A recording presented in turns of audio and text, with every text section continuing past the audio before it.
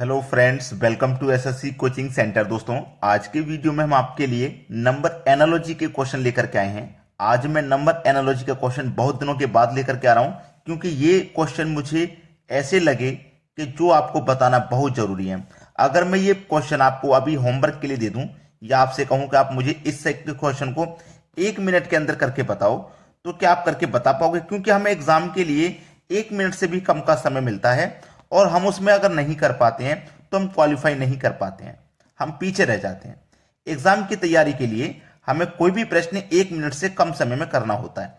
तो क्या आप इस प्रश्न को 1 मिनट से कम समय में कर पाओगे?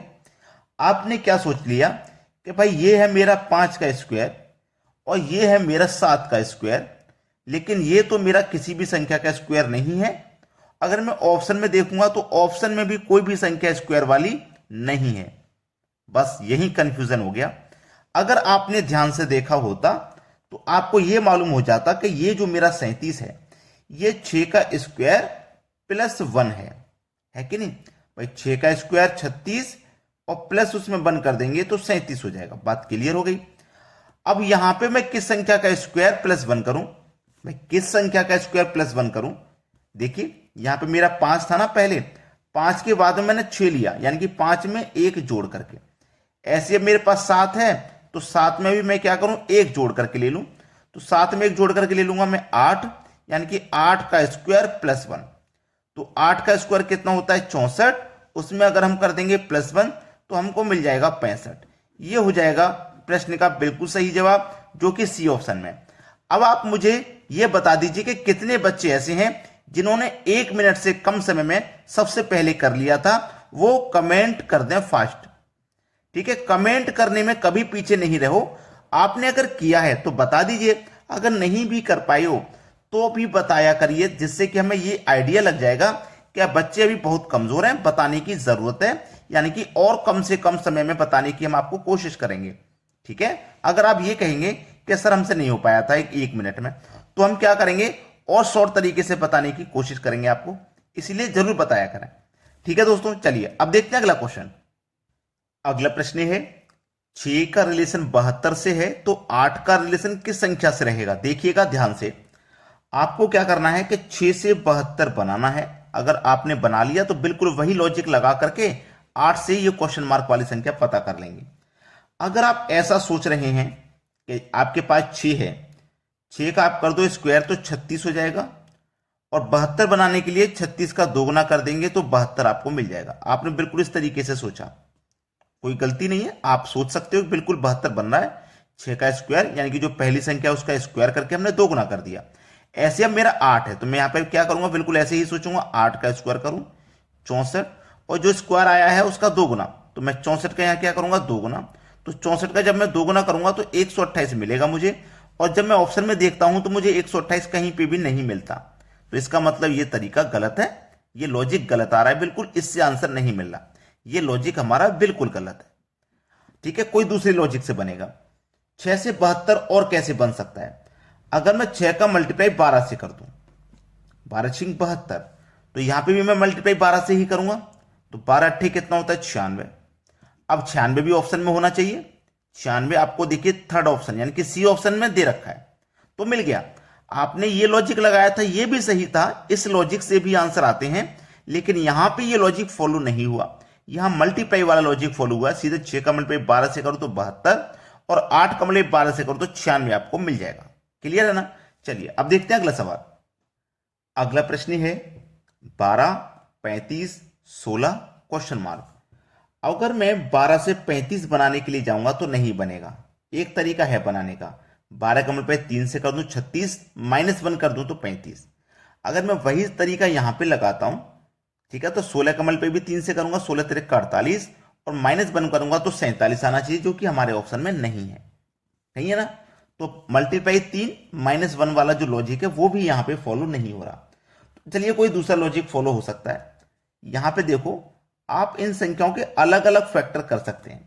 जैसे कि अगर मैं 6 का मल्टीप्लाई 2 से करूंगा तो 12 होता है। ठीक है, ऐसे मेरे पास ये 16 है, यहां पे भी मैं 8 का मल्टीप्लाई अगर 2 से करूंगा तो 16 होता है। तो मैंने फैक्टर कैसे किए? 2 के मल्टीपल में, है ना? दोनों संख्याओं के फैक्टर 2 के मल्टीपल में मैंने किए। अब मुझे रिलेशन तो पहली का दूसरी से यहां बनाना है, वैसा ही रिलेशन मैं यहां बनाऊंगा ना पहली का, तो मैंने पहली संख्या के यहां फैक्टर किए 6 मल्टीप्लाई बाई 2, यही तो फैक्टर हुआ। अब मुझे देखिए इसमें क्या करना है, ये जो है ना मेरे पास 6, ये जो मेरे पास 6 है, इसका मैं क्या करूं, 6 का कर दो स्क्वायर, 6 का मैंने स्क्वायर कर दिया और माइनस कर दूं 1, तो 6 का स्क्वायर 36 और माइनस 1 कर दूंगा तो 35 हो जाएगा, 35 मिल गया। सेम लॉजिक यहां लूंगा, पहली वाली संख्या लूंगा, यानी कि 8 है ना, तो क्या करूंगा 8 का स्क्वायर कर दूंगा और माइनस 1 यहां किया था तो माइनस 1 मैं यहां पे भी करूंगा, तो 8 का जो स्क्वायर होता है 64 और माइनस उसमें से हम करेंगे 1, तो हमको मिलेगा 63।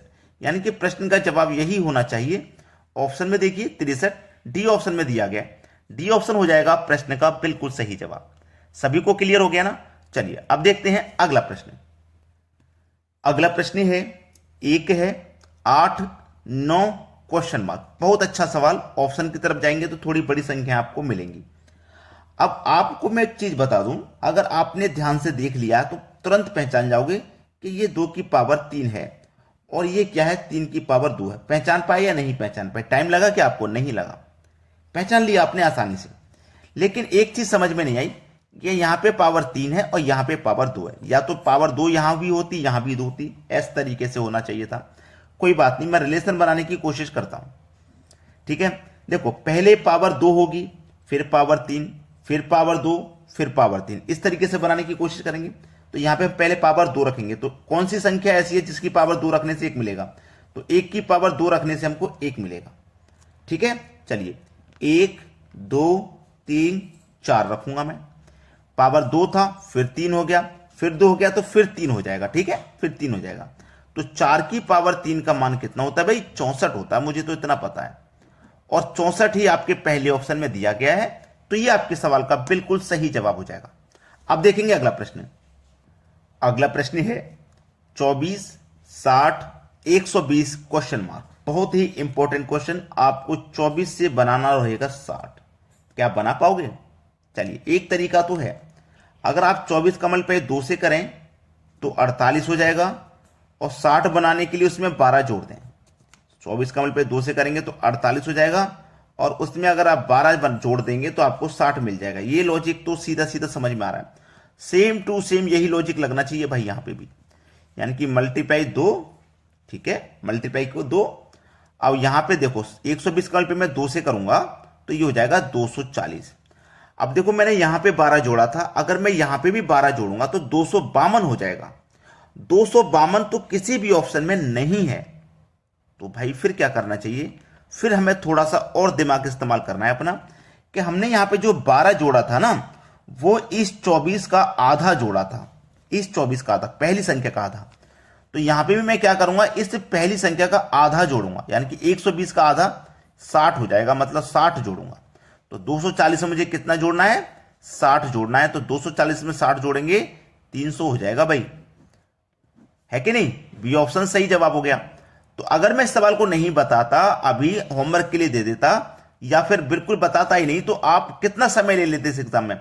आप कितनी जल्दी सोच लेते कि भाई यहां पे हमें 60 जोड़ना है? कितना समय लेते? कमेंट करके बता दीजिएगा। अब देखते हैं अगला प्रश्न। अगला प्रश्न है 6 21 3 क्वेश्चन मार्क। अब देखिए आपके पास ये 6 है, यहां पे क्या है 21। बहुत अच्छा सवाल है, कैसे करोगे इस सवाल को? चलिए वो देख लेते हैं इस सवाल को कैसे करना है। अगर मैं यहां पे, ध्यान रखना, मैं अगर यहां पे 6 से 21 ना बनाने के बजाय मैं 21 से अगर 6 बना लूं तो क्या करेंगे आप?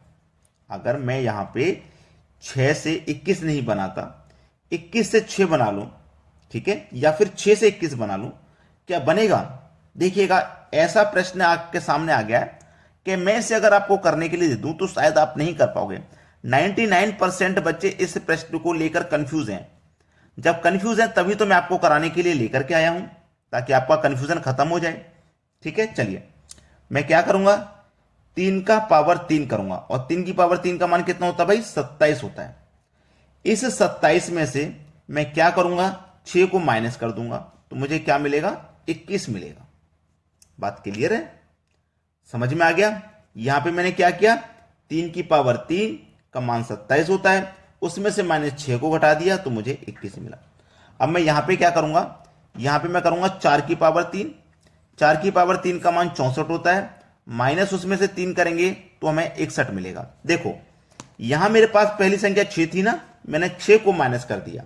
यहां मेरे पास पहली संख्या 3 थी तो मैंने 3 को माइनस कर दिया, यानी कि 61 मुझे मिला। क्या मिला मुझे? 61 मुझे मिला।